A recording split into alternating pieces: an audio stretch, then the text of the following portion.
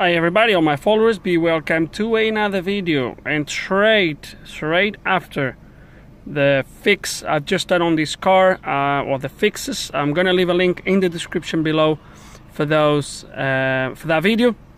The next video was right at the end. We found a code for P0170, which means the car was running lean, and that's fixed. Look at that.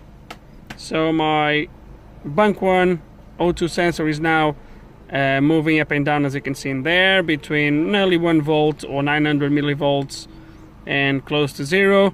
My fuel trims, as you've seen right at the end of that video, was stuck at 25 with both sensors lean. As you can see now, it's just doing what's supposed to be doing, close to 0. Problem fixed. So see you next time, guys. Haha, how many of you did I got? Come on, be honest. Right, of course I'm going to show you what the problem is, how the fix has been done. Well, it's not really fixed yet. It's going to need another part, but I'm going to show you how I got to this, and etc, etc, etc.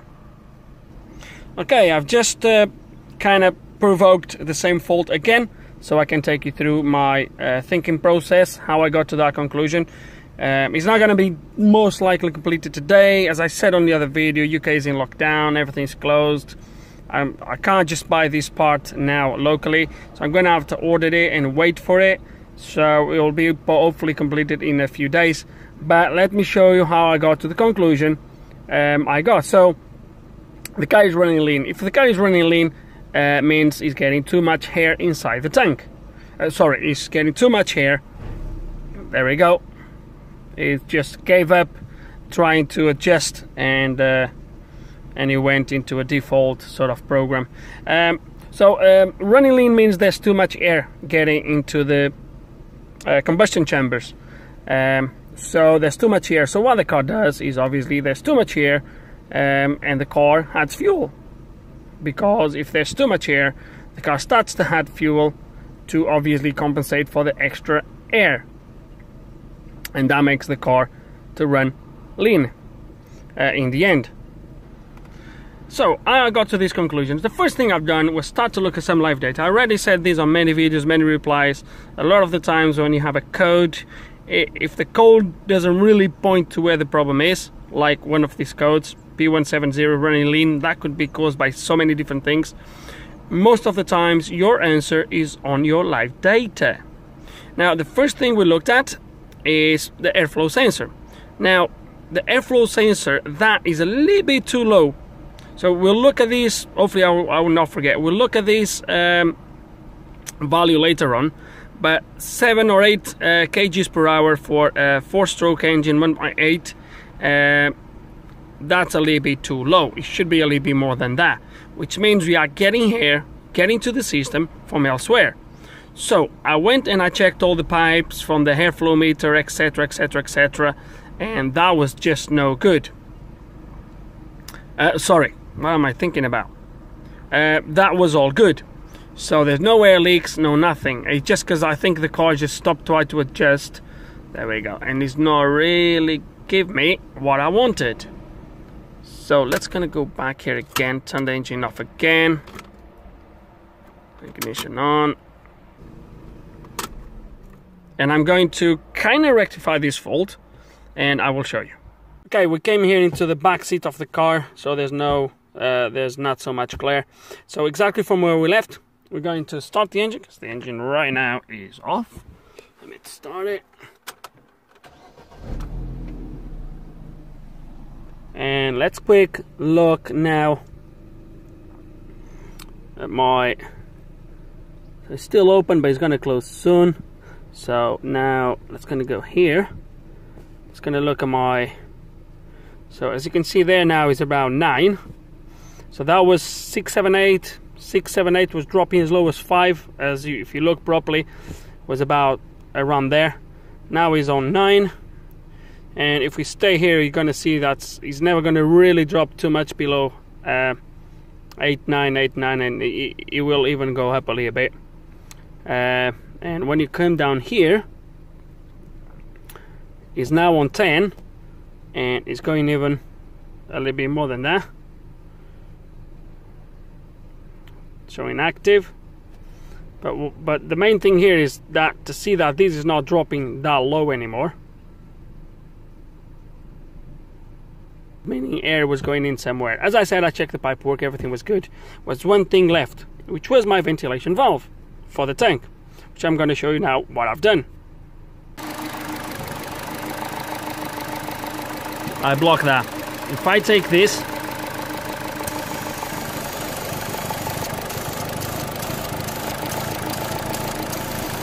this valve is fully open, it's not doing nothing. The membrane inside is ripped, and is allowing air constantly being sucked into the throttle body, messing up everything. So eventually the light came on, but that's why it's causing it. So if I take that off, my fuel trims will go right straight away. Too much air gets into the engine, the ECU starts to add fuel to compensate for that extra air, up to the point where it can't do it anymore, and it goes into sort of limp mode kind of. So that's what my problem is that valve. I've done not long ago an Insignia with the same problem, so hopefully that I'll leave the link in the description below for that video. So maybe that video in conjunction with this video might make sense. I don't know if I explain this, if my line of thought is clear enough for you guys. Sometimes it's little values that makes a difference. Fuel trims on their own is a kind of a science. There's so much to them that would be very difficult for me to be here covering everything. But yeah, as I said already, a lot of the times your answer is on your live data, and you need to be very, very cautious when you look at the live data. Be very, very attention to details, small fluctuations, small things. That's what you need to look at. So what I'm going to do now, guys, is order a new valve. As I said, I'm going to have to order it online. I can't just go and buy it. But even if I could, this valve is quite expensive from the dealer. You can get this for less than a third of the price, literally. So we're going to buy one online, then we wait for it. Let's going to fit it, and we'll go from there. Okay, and after the last clip, about a week went by already. In the meantime, I got the new Bosch valve. So we're going to fit this valve in a second. Also, in the meantime, I found another issue, which is, it was already rectified. So they were using a sort of a temporary cap on the fuel tank. Probably they lost the original one. And that doesn't really seal the fuel tank, which means even though that valve was faulty, it was actually pulling most likely normal just outside air, because was that fuel cap was allowing normal, just clean air being dragged inside the tank all the time. And the idea of this ventilation valve is to drag fumes, sort of, that comes mixed with fuel vapors. So somehow those that air that is sucked from the tank is supposed to be somehow combustible, and obviously allowing constant air getting to the tank, that would not be the case anymore. So another thing that I found, and obviously I replaced it already with a second-hand fuel cap, a proper one that seals and everything else. So, but yeah, so right now what we're going to do is, Max is already plugged in, so we can have a look at the values at the end. But let's kind of fit this. As you've seen, there's no rocket science. It's literally a plug and two liter hoses. I'm not going to take you through. We're just going to put it in, start the car. I haven't started the car today. Well, I haven't started the car for like a week. So, and we'll start the engine, we'll look at some live data, and we'll see how it goes. Okay, the valve has been now fitted. I already have these here on my live data for my O2 system, for my loop. So let's gonna start the engine. As I said, I haven't started the engine today. Okay, engine running. And one of the things as well, guys, is obviously I mentioned this on the other video, but was how bad the car would run, would shake, would, wow, you name it. Is running perfect and smooth. Yep, yes it is. Now we're just gonna wait for my control loop to close, and we'll see what my bank one short fuel trim, what that does.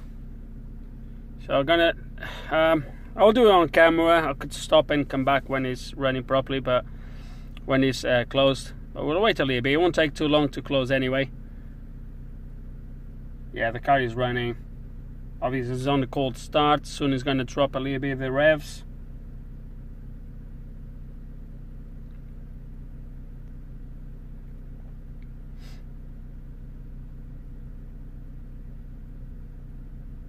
There we go, it's closed.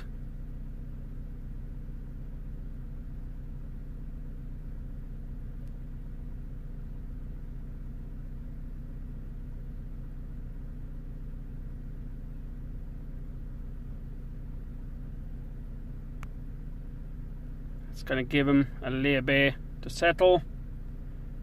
That, as you've seen, actually went to negative, -10, which means it's getting fuel. Before it was doing exactly the opposite, if you guys remember. Was going up straight away to 25, which was maximum, adding fuel.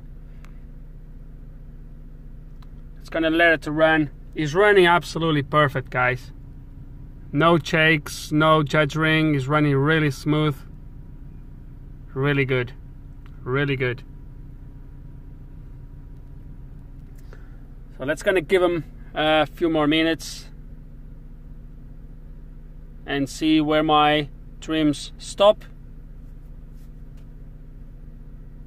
I probably should have cleared some adaptations, I think, but let's wait a little bit, a few minutes, and see how it runs. Okay, the cold start is finished. My revs already dropped. They were about 1000 RPMs. They dropped already. It's running here now for a couple minutes, and look at that. Do you want better fuel trims than that? I don't really think you can get any better. It's spot on, close to zero. He always waves up and down a little bit, but as far as doesn't go much more than 10, it should be okay. And this is just perfect fuel trims. I don't have access, or at least on the Maxis, I don't know if it's available on the scanner. It doesn't show me long-term fuel trims. It only shows me the short-term.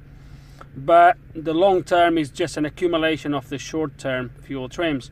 So if the short fuel trim is around there, the long fuel trims are going to be along there as well.